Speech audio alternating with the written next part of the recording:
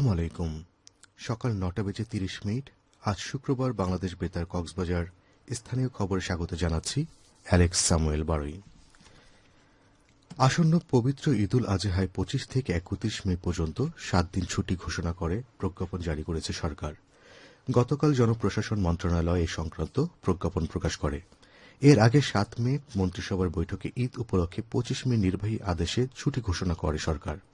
প্রজ্ঞাপন অনুযায়ী আগামী ২৫ মে সোমবার থেকে ৩১ মে রোববার পর্যন্ত দেশের সব সরকারি, আধা সরকারি, স্বায়ত্তশাসিত, আধা স্বায়ত্তশাসিত ও বেসরকারি অফিস বন্ধ থাকবে। চাঁদ দেখা সাপেক্ষে আগামী ২৮ মে দেশে মুসলমানদের দ্বিতীয় বড় ধর্মীয় উৎসব পবিত্র ঈদুল আজহা বা কোরবানির ঈদ উদযাপিত হবে। তবে আগামী ২৩ ও ২৪ মে শনি ও রবিবার অফিস খোলা থাকবে।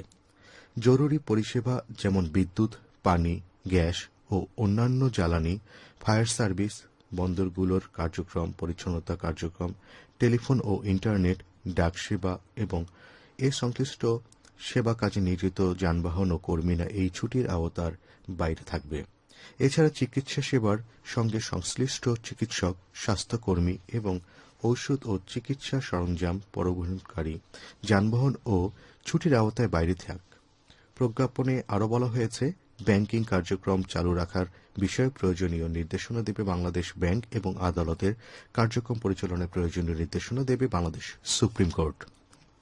চকরিয়ায় ৬ মাস থেকে ৫ বছরের কম বয়সী প্রত্যেক শিশুকে হামের টিকা প্রদান নিশ্চিত করার লক্ষ্যে ব্যাপক প্রচারণা চালাচ্ছে উপজেলা স্বাস্থ্য বিভাগ।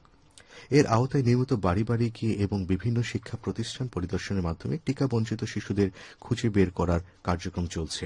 গতকাল উপজেলার বিভিন্ন স্কুল ও মাদ্রাসায় গিয়ে শিক্ষার্থী ও অভিভাবকদের মাঝে হাম প্রতিরোধে সচেতনামূলক প্রচারণা চালানো হয়।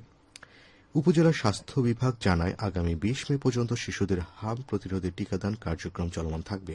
উপজেলা স্বাস্থ্য ও পরিবার পরিকল্পনা কর্মকর্তা ডাক্তার মোহাম্মদ জাইনুল আবেদিন বলেন, যেসব শিশু এখনও টিকা পাননি তাদের সরকারি ছুটির দিন ছাড়া প্রতিদিন সকাল ৯টা থেকে দুপুর ২টার মধ্যে চকরিয়া সরকারি হাসপাতালের পুরাতন ভবনের নিচতলায় অবস্থিত ইপিআই কক্ষে টিকা প্রদান করা হবে। এছাড়া ওয়ার্ড পর্যায়ে দায়িত্বপ্রাপ্ত স্বাস্থ্য সহকারী বা টিকাদান কর্মীদের সঙ্গেও যোগাযোগ করা যাবে। উখিয়া চাষী পর্যায়ে উন্নত চাষাবাদ বিষয়ক দিনব্যাপী প্রশিক্ষণ কর্মশালা অনুষ্ঠিত হয়েছে। গতকাল উপজেলা কৃষি ভবনে পার্টনার প্রকল্পের আওতায় অনুষ্ঠিত এ কর্মশালায় প্রধান অতিথি ছিলেন জেলা কৃষি সম্প্রসারণ বিভাগের পরিচালক ড বিমল কুমার প্রামাণিক।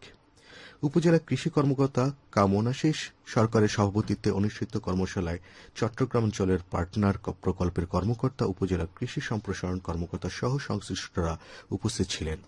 প্রশিক্ষণে উত্তম কৃষি চর্চার বিভিন্ন বিষয় যেমন মাটি ও পানি পরীক্ষা, চাষীদের স্বাস্থ্য সুরক্ষা, সমন্বিত বালাই ব্যবস্থাপনা, শস্য রেজিস্টার খাতা, এ পরিবেশ বান্ধব এবং নতুন নতুন উচ্চ ফলনশীল জাতের চাষাবাদ বিষয়ে আলোচনা করা হয়।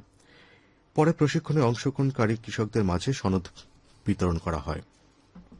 উখিয়া ও টেকনাফে ৭২,০০০ পিস ইয়াবা জব্দসহ দুজনকে আটক করেছে বিজিবি। বিজিবি জানায়, গতকাল উখিয়া উলুবনিয়া পশ্চিমপাড়া এলাকায় একটি অটোরিকশা তল্লাশি করে গ্যাস সিলিন্ডারের ভেতর থেকে ৪০,০০০ পিস ইয়াবা উদ্ধার করা হয়। এ সময় শহীদুল ইসলাম বাবু নামে এক ব্যক্তিকে আটক করা হয়। এদিকে টেকনাফে ওয়াইকাং চেকপোস্টে একটি প্রাইভেট কার তল্লাশি চালিয়ে ৩২,০০০ পিস ইয়াবা সহ চালককে আটক করেছে বিজিবি।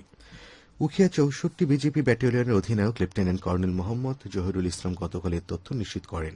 তার বিরুদ্ধে সংশ্লিষ্ট ধারায় মামলা রুজু করে টেকনাফ মডেল থানায় হস্তান্তর করা হয়েছে বলে জানায় বিজিবি। কক্সবাজার চকরিয়া পুলিশের বিশেষ অভিযানে ৮ জন আসামিকে গ্রেপ্তার করা হয়েছে। গতকাল চকরিয়া থানার ভারপ্রাপ্ত কর্মকর্তা মনির হোসেন জানান, পুলিশের একাধিক টিম উপজেলার বিভিন্ন স্থানে অভিযান চালিয়ে মাদক, ডেভিল হান্ট, পাবলিক নুইসেন্স মামলা ও পরোয়ানাভুক্ত ৮ জনকে গ্রেপ্তার করে। তাদের বিরুদ্ধে আইনানুগ ব্যবস্থা নেওয়া হচ্ছে বলে জানান তিনি। কক্সবাজারের প্রাথমিক বিদ্যালয় গোল্ড কাপ ফুটবল টুর্নামেন্টের জেলা পর্যায়ে বালিকা দলের সেমিফাইনালের খেলায় টেকনাফ সরকারি প্রাথমিক বিদ্যালয় দলকে ২-১ গোলে হারিয়ে পেকুয়া উপজেলার রাজাখালী সরকারি প্রাথমিক বিদ্যালয় ফাইনালে উঠেছে। জেলা প্রাথমিক শিক্ষা অফিসের আয়োজনে গতকাল কক্সবাজার বিশিষ্ট রুহুল আমিন স্টেডিয়ামে বালিকা দলের সেমিফাইনাল খেলা অনুষ্ঠিত হয়। আবহাওয়া এখন জানিয়ে দিচ্ছি বাঁকখালী নদীর মোহনা ও সংলগ্ন এলাকার সামুদ্রিক জোয়ার ভাটার সময়সূচি। আজ ভাটা শুরু হয়েছে সকাল ৯টা ১৩ মিনিটে, চলবে বিকেল ৩টা ৫০ মিনিট পর্যন্ত।